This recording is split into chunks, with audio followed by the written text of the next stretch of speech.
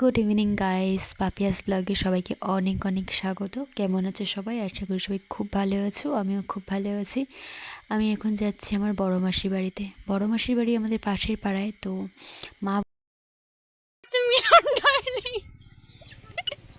Just আজকের ওয়েদারটা দেখো কতটা সুন্দর, মেঘলা কিন্তু বৃষ্টি হচ্ছে না। আপাতত মাসির বাড়িতে চলে এসেছি, আর ওইদিকে আমার ছোট বৌদি বাটনা বাটছে।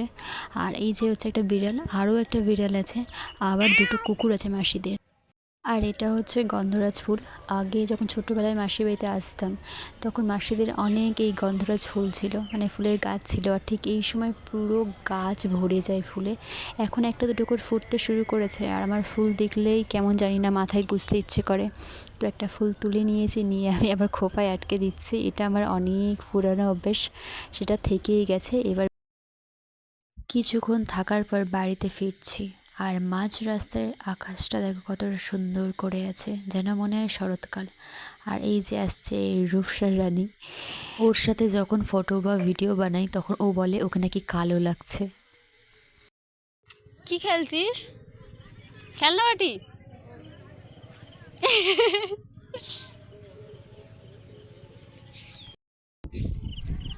বলো বলো হাই বলো বলো। চলে আয়। ভলুটা সবার কাছে একটুখানি যায় আদর খাওয়ার জন্য, কিন্তু সবাই ভয় পেয়ে ওর থেকে দূরে চলে যায়। আর এই যে দেখো দুটো ছাগল বাচ্চা ভুলুকে দেখে ভয় পাচ্ছে। ভুলু আমাদের পাড়ার একটা কুকুর, খুব বেশি কুকুর নেই পাড়ায়, একটাই মাত্র কুকুর, সেটা হচ্ছে ভুলু।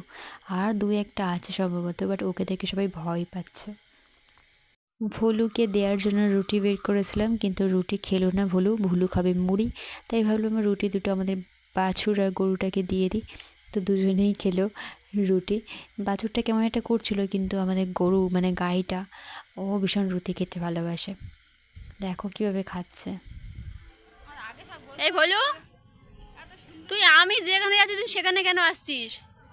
আমি পুকুর পাড়ে এসে বসে আছি, ও আমার সাথে পুকুর পাড়ে চলে এসেছে। এসব নেগেটিভ দেখাচ্ছে, একদম অন্ধকার।